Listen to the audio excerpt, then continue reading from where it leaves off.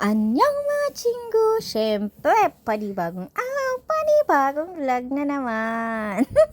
At kung makikita nyo, ayan, sana all, diba? Nag-order na lang ako ng bungkas kasi tinatamad na ako magluto. Diyos mio, Marimar, kung ano-ano ba naman pinagawa ko ngayong maghapon.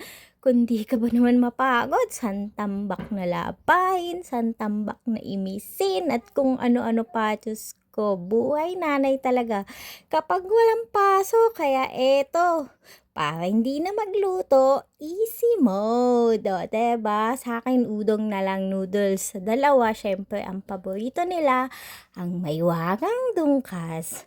So, kain tayo mga bebe loves. Kakain muna ako. Bahala kayo dyan. Siya nga pala, napakadali ng way ng pag-order pagkain dito sa South Korea. Isang click, nandito na, saglit lang, wala pang 30 minutes, dumadating na. Nandun pa lahat ng choice mo, kung anong gusto mong kainin, pwede kang mamili. Kaya lang, syempre, kaskas doon, kaskas dito. Pagdating ng katapusan, bayad doon, bayad dito. Kaya naman tayo nagpapakahirap magtrabaho, syempre, para maging masaya yung mga anak natin. Maibigay natin lahat ng gusto nila. Hindi man tayo ganun kadaming pera, hindi man tayo mayaman, at least yung makita natin silang nakangiti sa lahat ng bagay na ginagawa natin para sa kanila.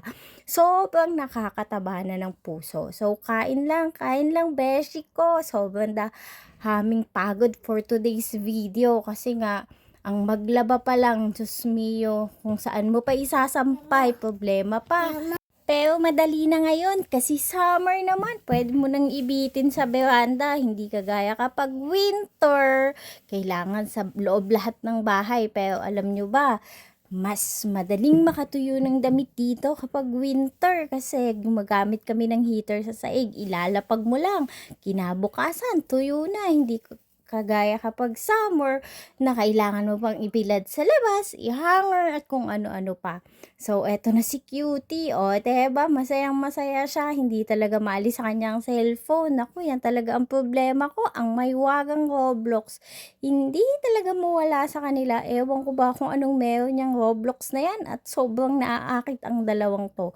Relate din ba? Kaya mga nanay na mayroong mga anak na lalaki na mahilig sa Roblox, kung pwede nga lang napatukan ng anti-Roblox, nagawa ko na.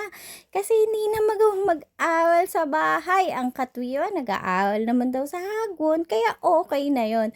O siya, sige na. At kami kakain na. Bye-bye. Marami pong salamat sa palaging pagsuporta. Pagpalain po tayo ng poong may kapal. Hanggang sa muli. Thank you so much. Anyang mga chinggu.